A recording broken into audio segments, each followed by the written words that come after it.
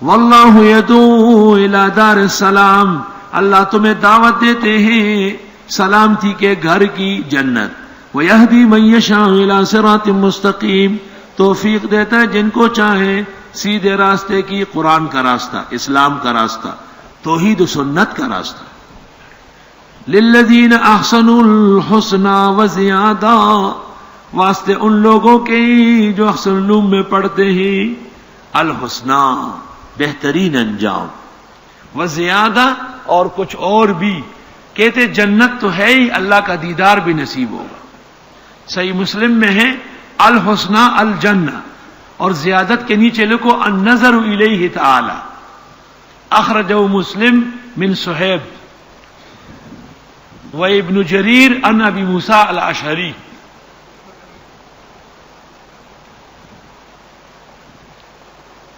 بلکہ اکلیل میں لکھا ہے، الاکلیل صفحہ 124، التفسیر بذالک متواتر، یہ تفسیر متواتر ہے۔ قیامت کے دن بہترین اعمال کا بہترین صلہ جنت اور کچھ اور بھی، یعنی اللہ اپنا دیدار کرائے گا، اللہ رب العزت اپنے فضل و احسان سے نصیب فرمائے۔ ولا يرهق وجوههم قطر ولا ذلہ، نہیں پڑے گی ان کے چہروں پر سیاہی اور نہ خواری۔ موحدین کے چہرے تر و تازہ ہوں گے دنیا و آخرت میں، بدعتی کا چہرہ جیسے مرا ہوا چوہا، اور ان کا خوبصورت آدمی جیسے گیدڑ کا چاٹا ہوا، اور ان کے بزرگ اور پیر جیسے کتے کا چکا ہوا، بغیر تکلف کے۔ آپ شیعہ اور بدعتی بزرگوں کو دیکھ لے گھن آئے گی، اور ہمارے 76 سالہ مولانا سلیم اللہ کو آج جا کے دیکھو، ایسا معلوم ہوگا جیسے آج مدینہ منورہ سے آئے۔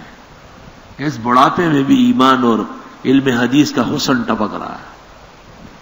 اور مولانا اسفندیار دیکھے تو پھر تو چوب گلشن بوئی آزلفے پریشاں بگذرد، گل شود شرمندہ بلبل از گلستاں بگذرد۔ واسطے ان لوگوں کے مناظرہ تھا ہندوؤں کے ساتھ، برہمنوں کے ساتھ مسلمانوں کا، شان ورشا سے مناظرے میں جا رہے تھے، مظفر نگر میں مناظرہ تھا۔ تو شاہ صاحب کائنات کے حسین ترین عالم تھے،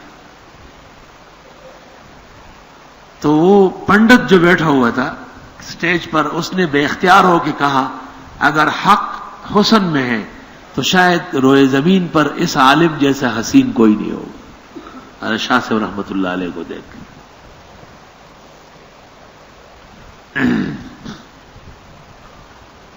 للذین احسنوا الحسنی وزیادہ، واسطے ان لوگوں کے جنہوں نے اچھے اعمال کیے بہترین انجام اور کچھ اور انعام۔ ولا يرهق وجوههم قطر ولا ذلہ، نہیں پڑتی ہے ان کے چہروں پر سیاہی اور نہ خواری۔ دیکھو اہل باطل جب بوڑھے ہوتے ہیں تو بدشکل ہو جاتے ہیں، بالکل بدرنگ، کریہ المنظر۔ اس کی وجہ کیا ہے کہ ان کا انجام دوزخ ہے، تو دوزخ کی تو سیاہی پڑے گی نا۔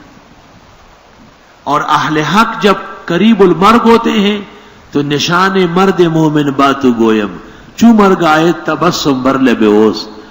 شیخ الحدیث مولانا عبدالحق صاحب اکوڑا خٹک رحمت اللہ علیہ کا چہرہ جو میں نے دیکھا ہے، میں مرتے دم تک شاید ایسا چہرہ نہ دیکھ سکوں۔ رخساروں میں سرخی تھی اور ہونٹ بھی سرخ تھے۔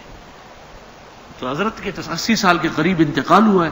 میں نے مولوی عبدالقیوم حقانی سے پوچھا وہیں حضرت کے بستر جنازے کے پاس کہ یہ کیا معاملہ ہے، اور آنکھیں ایسی کالی تھی، تو مجھے ایسا سے کہا دا اخپل حسن دے، دا وہ چا سکڑی دی کوئی پزور امو ہے، دا کوئی اخپل خوبصورتی دا۔ حالانکہ حضرت زندگی میں ایسے نہیں تھے، یہ ایک محدث کا اکرام تھا کہ سفر پر جا رہے۔ چنانچہ اس دن سے مجھے حدیث پڑھانے سے بڑی محبت ہو گئی، بہت زیادہ محبت ہو گئی کہ اوہو محدثین کا ایسا اکرام ہوتا ہے۔ میں نے دیکھا ہے نا، میں اس کا بیان نہیں کر سکتا ہوں جو حضرت شیخ الحدیث مولانا عبدالحق صاحب رحمۃ اللہ علیہ کا بوقت وفات چہرہ دیکھا ہے۔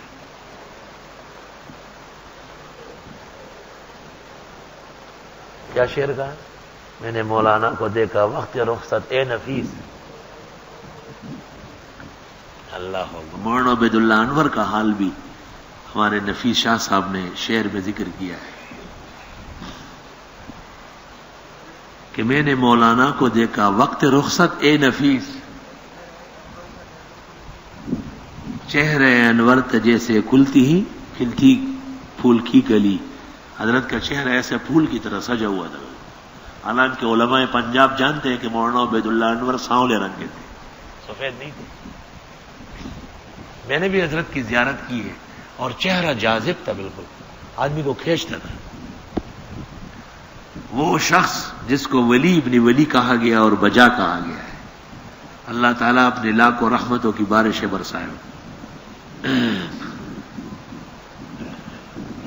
میں نے بڑے بڑے کائنات کے عبقری شخصیات کو دیکھا ہے، لیکن بوقت سفر آخرت جو شیخ الحدیث مولانا عبدالحق کو دیکھا شاید ایک دنیا کا نظارہ تھا. اگر غور سے دو لوگ دیکھ لیتے تو ایمان بڑھ جاتا. کوئی اور بالکل جیسے شادی کا دولہا ہو، سجا سجایا حضرت، اور نرم اخیر تک مرہم کی طرح نرم. قطعی ان کے جسم نے سختی قبول نہیں کی، اور جو عمر بھر نرمی اور رحمت کے پیکر تھے وہ. اولئک اصحاب الجنہ، یہ لوگ واقعی جنتی ہے. ہم فیہا خالدون، اور یہ جنتوں میں ہمیشہ رہیں گے. والذین کسبوا السیئات، اور وہ لوگ جو کماتے گناہ، جزاء سیئۃ بمثلھا، سزا ان کی ان کے اعمال کے مطابق، یعنی سزا ان کے گناہ کی اس کے مانند. وترہقہم ذلہ، اور ان پر پڑے گی خواری. ما لہم من اللہ من عاصم، نہیں ہوگا ان کے لیے اللہ سے کوئی چھڑانے والا، بچانے والا. ان کے چہرے کیسے ہیں؟ کفار کے مبتدئین کے ابن کثیر نے لکھا کأنما اغشیت وجوہہم، گویا کہ ڈھانکا گیا ان کے چہرے کو قطعا من اللیل، رات کا ایک ٹکڑا، مظلمن، کالا کلوٹا. مبتدئین اور اہل باطل کے چہرے ایسے ہیں جیسے رات کا ایک ٹکڑا اس کو چڑھایا گیا. توبہ. اولئک اصحاب النار، یہ دوزخی ہم فیہا خالدون، یہ دوزخ میں ہمیشہ رہیں گے. وَيَوْمَ نَحْشُرُهُمْ جَمِيعًا، اور جس دن ہم جمع کریں گے ان سب کو. ثُمَّ نَقُولُ لِلَّذِينَ أَشْرَكُوا مَكَانَكُمْ، پھر ہم کہیں گے ان لوگوں سے جنہوں نے شرک کیا، اپنی جگہ رہو. انتم وشرکاؤکم، تم اور تمہارے معبودڑے. فزیلنا بینہم،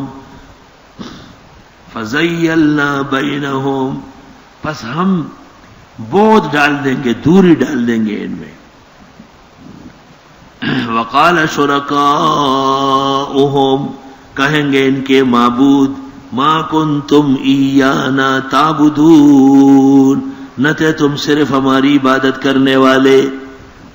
بھئی معبود تو اہل باطل کا ایک ہوتا نہیں ہے، تو ہر ایک کہے گا صرف میرا پوجا نہیں کیا آپ نے، گویا وہ بھی شرک برداشت نہیں کر رہے ہیں. وہ تزیل کیا ہے؟ یہ ایک دوسرے سے ناراض ہونا. فکفا باللہ شہیدا بیننا وبینکم، کافی اللہ گواہ میرے اور تمہارے درمیان.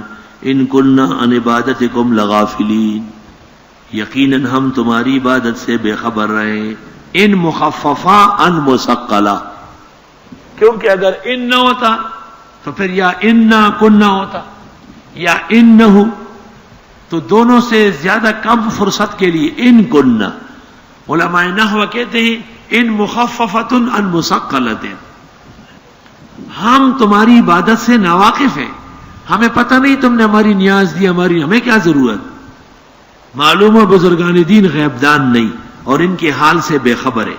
جب قیامت کے دن پتہ چلے گا تو ان کو ڈانٹیں گے. ہنالک تبلو کل نفس ما اسلفت، وہیں پر امتحان ہوگا ہر انسان کا جو اس نے آگے بھیجا. وردوا الی اللہ مولاهم الحق، اور لٹائے جائیں گے اللہ کی طرف جو کارساز برحق ہے. وضل عنہم ما كانوا یفترون، اور گم ہو جائے گا ان سے وہ جو جھوٹ گڑتے تھے. قل من یرزقکم من السماء والارض، آپ فرمائیے دلائل توحید عقلی